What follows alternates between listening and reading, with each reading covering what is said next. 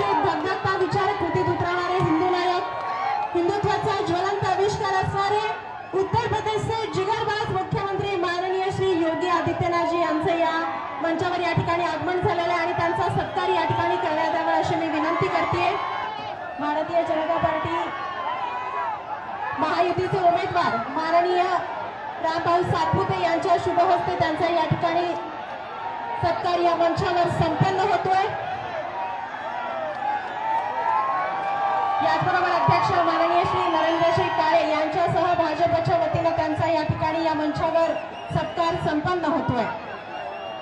आजच्या या कार्यक्रमाचे अध्यक्ष माननीय श्री उत्तर प्रदेशचे मुख्यमंत्री माननीय श्री योगी आदित्यनाथजी यांचा सत्कार या मंचावर या ठिकाणी भारतीय जनता पार्टी पक्षाच्या वतीने माननीय श्री नरेंद्रजी काळे यांच्या शुभहस्ते या ठिकाणी संपन्न झाला आणि यानंतर या ठिकाणी मी मंचावर आमंत्रित करते हिंदुत्वाचा धगधगता विचार कृतीत उतरवणारे हिंदू नायक माननीय श्री योगी आदित्यनाथजी यांना जोरदार टाळ्याने आपण त्यांचं स्वागत करणार आहोत।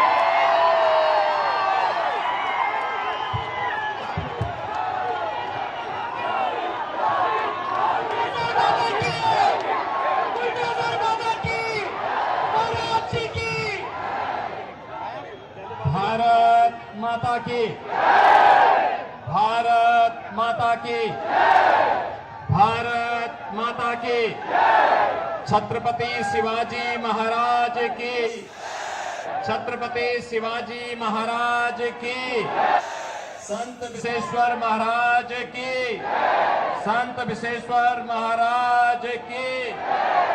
जय श्री राम, जय जय श्री राम। मंच पर उपस्थित भारतीय जनता पार्टी के प्रदेश के अध्यक्ष अत्यंत कर्मठ कार्यकर्ता से चंद्रशेखर बावनकुळे जी, सांसद सोलापुर श्री जय सिद्धेश्वर महास्वामी, मंच पर उपस्थित यहां के विधायक श्री सुभाष देशमुख, श्री विजय कुमार देशमुख जी, श्री सचिन को कल्याण शेट्टी जी, माननीय मंत्री चंद्रकांत दादा पाटिल जी, भारतीय जनता पार्टी के जिला के अध्यक्ष श्री नरेंद्र काले जी, लोकसभा के संयोजक विक्रम देशमुख जी, लोकसभा के भारतीय जनता पार्टी के प्रत्याशी श्री राम सतपुते जी, संतोष पवार जी, मनीष काले जी और अभी मेरे साथ ही आज के इस कार्यक्रम में यहां पर उपस्थित महाराष्ट्र सरकार के मंत्री, शिवसेना के उपनेता माननीय श्री गुलाबराव पाटिल जी, भारतीय जनता पार्टी, एनसीपी, शिवसेना और एनडीए गठबंधन से जुड़े हुए हमारे सभी पदाधिकारीगण भारी संख्या में सोलापुर की इस प्रतिष्ठित लोकसभा सीट पर उपस्थित मेरे सभी उपस्थित बहनों और भाइयों, एक ऐसी पावन भूमि जिसके मध्य में रेवण सिद्ध, पश्चिम में भागवत का पंढरपुर, पूरब में स्वामी समर्थ जी का कलकोट, उत्तर में आई भवानी का तुलजापुर और दक्षिण में गुरुदेव दत्त जी का गाणनापुर स्थित है। ऐसी पावन धरा को कोटि कोटि नमन करते हुए मैं आप सभी का हृदय से अभिनंदन करता हूं, सादर अभिवादन करता हूं। बहनों और भाइयों, मैं उत्तर प्रदेश मर्यादा पुरुषोत्तम प्रभु श्री राम की पावन धरा से आपके बीच में कुछ अनुरोध करने के लिए आया हूं। सबसे पहले तो मैं आपका अभिनंदन और आपका स्वागत करता हूं और आपका आभार भी व्यक्त करता हूं कि श्री राम जन्मभूमि आंदोलन के दौरान महाराष्ट्र के हमारे सभी भाजपा शिवसेना के कार्यकर्ताओं ने, महाराष्ट्र के हमारे वीर कार्यकर्ताओं ने जिस आंदोलन में बढ़ चढ़ करके भाग लिया और उस दौरान राम जन्मभूमि मुक्ति के उस आंदोलन के साथ जुड़ करके सफलता अर्जित की, आज प्रधानमंत्री मोदी जी के प्रयास से और आप सबके सहयोग से अयोध्या में भगवान राम का भव्य मंदिर बन गया है। अयोध्या में प्रभु राम का यह भव्य मंदिर हम सब भारतवासियों के लिए भव्य भारत के राष्ट्र मंदिर का एक चित्रण प्रस्तुत करता है। बहनों और भाइयों, अयोध्या का राम मंदिर इस बात का संकेत है कि अगर हम एकजुट होकर के कार्य करेंगे तो सिद्धि हमें अवश्य प्राप्त होगी। कोई ताकत हमें रोक नहीं सकती है। मोदी जी ने, प्रधानमंत्री मोदी जी ने 10 वर्षों तक इस देश के अंदर अथक प्रयास करके उनके प्रयासों में बाबा साहब भीमराव अंबेडकर का संविधान, महात्मा फूले, सावित्रीबाई फूले और सरदेव बाला साहब ठाकरे के विचारों की प्रेरणा प्रधानमंत्री मोदी जी के एक एक कार्य में झलकती है और उसी का परिणाम है पूरे देश के अंदर चारों ओर एक ही स्वर से लोग आवाज उठा रहे हैं। बहनों और भाइयों, 2 चरणों के चुनाव संपन्न हो चुके हैं। 543 में से 191 सीटों पर चुनाव हो गए। उत्तर, दक्षिण, पूरब, पश्चिम चारों ओर मुझे जाने का अवसर प्राप्त हुआ। कल ही मैं वेस्ट बंगाल में था। बहनों और भाइयों, मैं कह सकता हूं चारों ओर एक ही स्वर गूंज रहा है। अकेले उत्तर प्रदेश में 80 लोकसभा सीट है और चारों ओर एक स्वर से आवाज आ रही है कि फिर एक बार मोदी सरकार का, ये मोदी सरकार का जो स्वर गूंज रहा है वैसे ही नहीं गूंज रहा है। 10 वर्ष तक बाबा साहब भीमराव अंबेडकर के संविधान की पूजा करते हुए, महात्मा फूले के सामाजिक न्याय को अंगीकार करते हुए,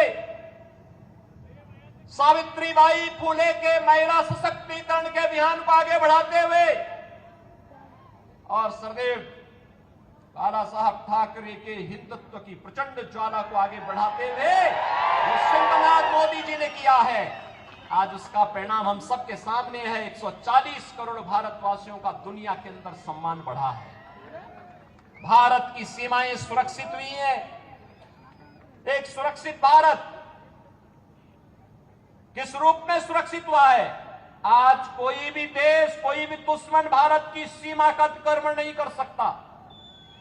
आतंकवाद, नक्सलवाद समाप्त, अगर कहीं जोर से पटाखा भी फूटता है तो पाकिस्तान पहले सफाई देता है कि मेरा हाथ नहीं है, क्योंकि इसे मालूम है ये नया भारत है, छेड़ता नहीं है। लेकिन अगर कोई छेड़ेगा तो फिर उसको छोड़ता भी नहीं है।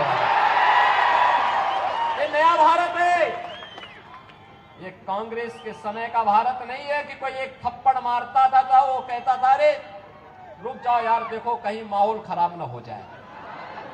ऐसा नहीं है, अगर कोई थप्पड़ मारेगा तो जोरदार घूंसे से उसका जबड़ा तोड़ने की हिम्मत आज का भारत रखता है।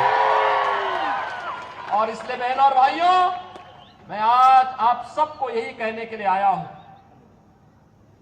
डेवलपमेंट का कार्य मोदी जी ने 10 वर्ष में जो तैयार किया है, ये विकसित भारत की आधारशिला बन चुका है। भारत आज दुनिया की सबसे बड़ी उभरती हुई अर्थव्यवस्था के रूप में स्थापित हुआ है। कौन ऐसा सच्चा भारतीय होगा जो अपने देश को विकसित भारत के रूप में न देखना चाहता होगा।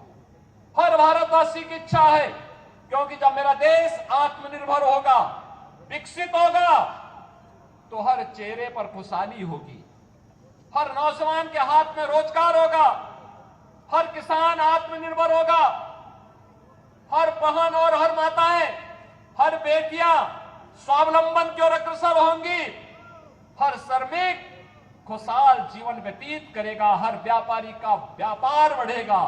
और यही तो मोदी जी चाह रहे हैं। इसी भारत की परिकल्पना को साकार करने के लिए वे प्रयास कर रहे हैं। कांग्रेस ने तो गरीबी हटाओ का नारा दिया था, 65 वर्षों में गरीबी नहीं हटा पाए। मोदी जी ने मात्र 10 वर्ष में 25 करोड़ लोगों को गरीबी रेखा से ऊपर उठा करके खुशहाल जीवन व्यतीत करने के लिए छोड़ा। आज बहनों और भाइयों, पूरे देश के अंदर 80 करोड़ लोगों को फ्री में राशन मिल रहा है, 60 करोड़ लोगों को 5 लाख रुपए की आयुष्मान भारत की सुविधा मिल रही है, 50 करोड़ लोगों को जनधन अकाउंट खुल गए हैं।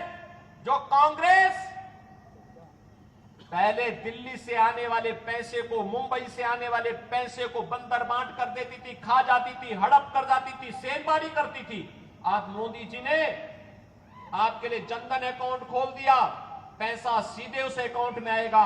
कांग्रेस के लोगों को अब उसमें सेंधमारी करने का अवसर नहीं मिलेगा। बहनों और भाइयों, 12 करोड़ किसानों को किसान सम्मान निधि, 12 करोड़ घरों में शौचालय बन जाना, 10 करोड़ घरों में उज्ज्वला योजना का एलपीजी का सिलेंडर फ्री में पहुंच जाना, और 4 करोड़ गरीबों को एक प्रधानमंत्री आवास मिल जाना, 2.5 करोड़ घरों में बिजली की रोशनी पहुंच जाना, इंफ्रास्ट्रक्चर में highway, railway, metro, rapid rail, IIT, IIM, triple IT, NIT, world class university, 1 district 1 medical college और एम्स की जो श्रृंखला पूरे देश के अंदर खड़ी हुई है, ये नए भारत को विकसित भारत के रूप में प्रस्तुत करने की आधारशिला है।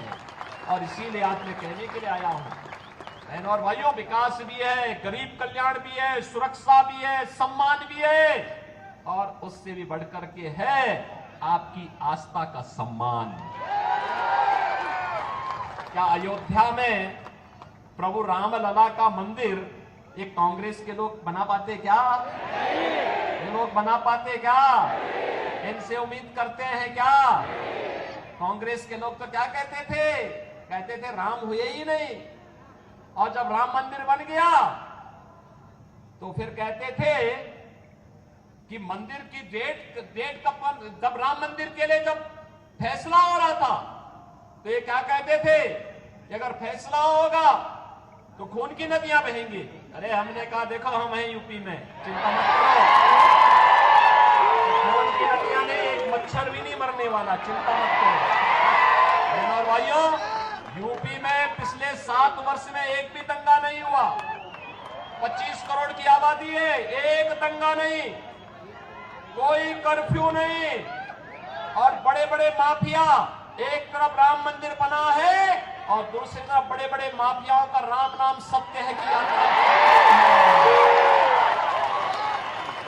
ये है यूपी।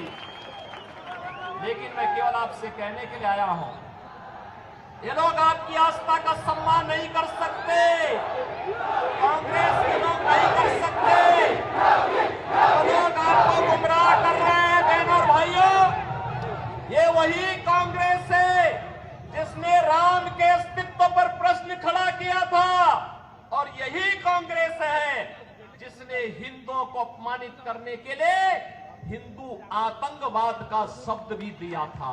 हिंदू आतंकवाद, क्या हिंदू आतंकवादी होता है क्या? ये कांग्रेस के लोगों को क्या हो गया था? यूपीए की सरकार थी और तब इन्होंने हिंदू आतंकवाद शब्द भी दिया था। और आप याद करिए, कौन व्यक्ति था देश का गृह मंत्री उस समय? याद करिए, उसी के लोग, उसी के परिवार के लोग आज चुनाव लड़ने के लिए यहां पर अपने खूनी पंजे के साथ आपके बीच में आए होंगे, और उसी से सावधान करने के लिए मैं आपके बीच आया हूं, आपसे कहने के लिए। उस समय इन्होंने कहा था, जब मालेगांव के विस्फोट हो रहे थे, तब इन्होंने कहा था इसमें योगी आदित्यनाथ का भी नाम होगा, हम सीबीआई का रेड कराएंगे। हमने कहा एक बार प्रमाण के साथ भेजना मेरे पास थोड़ा। अपने कृत्यों पर इनको कभी पश्चाताप नहीं होगा। और बहनों और भाइयों, हिंदुओं को अपमानित करने के लिए, हिंदू आस्था पर कुठाराघात करने के लिए इन्होंने क्या कुछ नहीं किया है। कांग्रेस साथी तो 65 वर्षों तक शासन करने का उसे अवसर मिला था। वह भारत को दुनिया की एक बड़ी ताकत बना सकती थी, देश को नक्सलवाद, आतंकवाद से मुक्त कर सकती थी। लेकिन आतंकवाद की जड़ कांग्रेस, देश के अंदर नक्सलवाद की समस्या कांग्रेस ने दी, गरीबी कांग्रेस ने दी, भ्रष्टाचार कांग्रेस ने दिया, देश की सुरक्षा में सेंध कांग्रेस ने लगाया।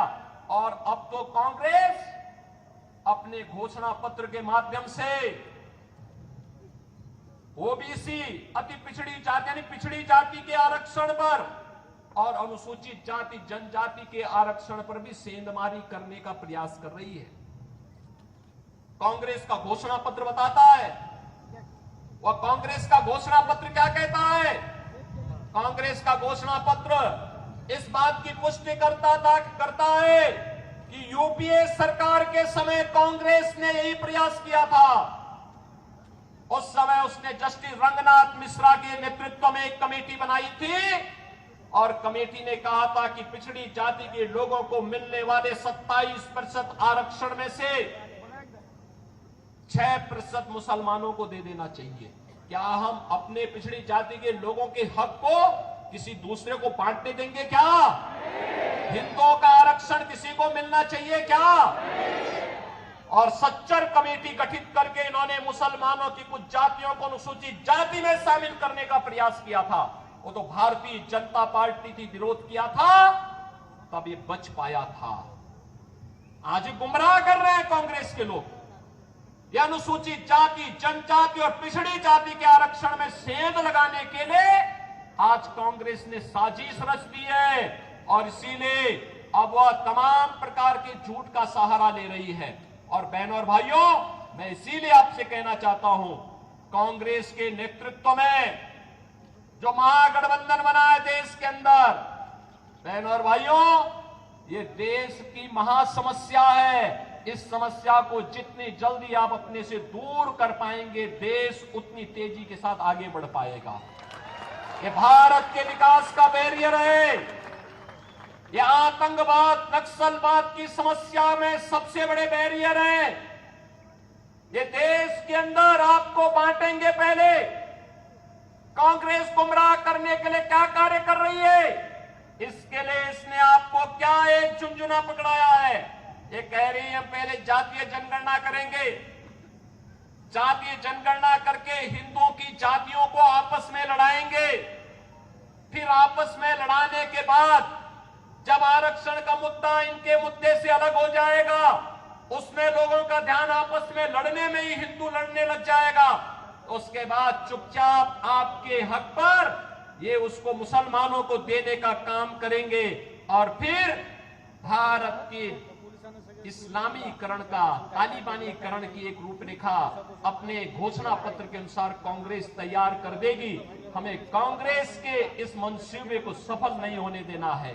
बहनों और भाइयों, इस देश का फिर से मजहब के आधार पर बंटवारा नहीं होने देना है और इसके लिए चाहे कोई भी कुर्बानी देनी पड़े, हमें इसके लिए अपने आप को तैयार करना है और इसीलिए हम आए हैं।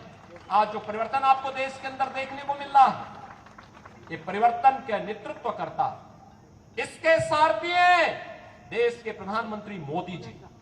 और आज हमारा दायित्व बनता है 10 वर्ष तक बिना रुके, बिना डिगे, बिना झुके मोदी जी ने देश के विकास के लिए 24 घंटे 365 दिन लगातार 10 वर्ष तक काम किया है। और आज इसीलिए मैं आपसे अपील करने के लिए आया हूं, अगर मोदी जी अपने स्तर पर मेहनत करते हैं, कार्य करते हैं, देश के लिए सोचते हैं, नेशन फर्स्ट के लिए कार्य करते हैं, मोदी जी नेशन फर्स्ट की बात करते हैं और कांग्रेस और उनके गठबंधन के लोग फैमिली फर्स्ट की बात करते हैं। यही अंतर है। मोदी जी देश की बात करते हैं, वे परिवार की बात करते हैं। मोदी जी कहते हैं भारत को विकसित बनाएंगे, वे कहते हैं नहीं, हम भारत को बंटाधार कर देंगे, बांटना चाहते हैं देश को। क्या भारत को बांटने वालों का साथ देंगे क्या? बहनों और भाइयों, देश के अंदर जो सुरक्षा का माहौल है, देश के अंदर विकास का जो माहौल है, भारत का जो दुनिया के अंदर सम्मान बढ़ा है, मोदी जी नेतृत्व करता है, मोदी जी को श्रेय जाता है, लेकिन उससे बढ़कर का श्रेय आपको है, क्योंकि आपने मोदी जी पे विश्वास किया है। और इसीलिए इसके लिए मैं आपका अभिनंदन करता हूं और इसीलिए आपसे अपील करता हूं, आपका एक वोट, आपका एक वोट अगर गलत दिशा में जाता है, आतंकवाद का पुराना दौर वापस आ जाता है। लेकिन अगर भारतीय जनता पार्टी के पक्ष में जाता है, आत्मनिर्भर और विकसित भारत की परिकल्पना को साकार करता है। जहां राम मंदिर भी है, जहां बाबा साहब भीमराव अंबेडकर के पंचतीर्थ भी है, जहां पर भारत की आस्था के प्रतीक पूज्य संतों का सम्मान भी है और जहां पर गांव गरीब सबके विकास की, सबका साथ और सबके विकास की भावनाओं के अनुरूप कोई नहीं कह सकता कि मोदी जी ने 10 वर्ष में किसी का चेहरा देखकर की योजना का लाभ दिया हो। भारत का नागरिक हो, जरूरतमंद हो, उनको योजना का लाभ मिलना चाहिए। मोदी जी ने पहले दिन कहा सबका साथ, सबका विकास। तो सबका साथ और सबके विकास में कहां से बात आती है, कहां से संविधान बदलने की बात आती है? मोदी जी तो बाबा साहब भीमराव अंबेडकर के संविधान की पूजा करते हैं। याद करिए, जब भारत का नया संसद बन रहा था, मोदी जी बाबा साहब भीमराव अंबेडकर जी के संविधान को सिर पे रख करके लेके जा रहे थे, कह रहे थे हमारे भारत का सबसे पवित्र ग्रंथ है, स्वतंत्र भारत का सबसे पवित्र ग्रंथ है। क्या कांग्रेस के लोगों ने कभी ये काम किया? कभी नहीं किया, करेंगे भी नहीं। इन्होंने तो बाबा साहब भीमराव अंबेडकर का जितना अपमान कांग्रेस ने किया, किसी और ने किया ही नहीं होगा। और इसलिए बहनों और भाइयों, इनके बहकावे में आने की आवश्यकता नहीं। याद रखना, जिन लोगों ने राम मंदिर के मार्ग में रोड़े अटकाए हैं, जिन लोगों ने हिंदुओं को आतंकवादी कहा है, हमारा वोट अगर उनकी तरफ जाता है तो बहनों और भाइयों, आने वाली पीढ़ी कभी हमें माफ नहीं करेगी, कभी माफ नहीं करेगी। और इसीलिए मैं आपसे अपील करने के लिए आया हूं, पूरे देश के अंदर जो आवाज है, एक ही आवाज है, एक ही स्वर है। जो राम को लाए हैं हम उनको, जो राम को लाए हैं हम उनको लाएंगे। और मोदी जी 500 वर्षों के बाद प्रभु राम को अयोध्या में विराजमान कराए हैं। और इसीलिए मैं आप सबसे अपील करूंगा कि मोदी जी को फिर से हम देश की सत्ता सौंपेंगे। ये सोलापुर का संकल्प होना चाहिए। सहमत है? सहमत है? सभी लोग सहमत हैं? श्री राम भाई सतपुते को भारी बहुमत से विजयी बना के भेजेंगे, लेकिन आपको घर घर जाना पड़ेगा, मोदी जी का प्रतिनिधि बन करके जाना पड़ेगा। जाएंगे? श्री चंद्रशेखर बावनकुले जी का प्रतिनिधि बनकर के जाना पड़ेगा, जाएंगे। श्री देवेंद्र फडणवीस का प्रतिनिधि बनकर के जाना पड़ेगा, जाएंगे। मुख्यमंत्री शिंदे जी का प्रतिनिधि बनकर के जाना पड़ेगा, जाएंगे। सभी लोग सहमत हैं? बहनों और भाइयों, बहुमत से विजयी बनाएंगे तो आपको भी हम आश्वासन देते हैं, जैसा परिवर्तन आपको यूपी में दिखाई दिया है वैसे परिवर्तन को देश के अंदर भारतीय जनता पार्टी सरकारों के अंदर देखने को मिलेगा। सहमत है ना? सभी लोग सहमत हैं? तो फिर मेरे साथ बोलेंगे, भारत माता की, भारत माता की, भारत माता की, वंदे वंदे वंदे।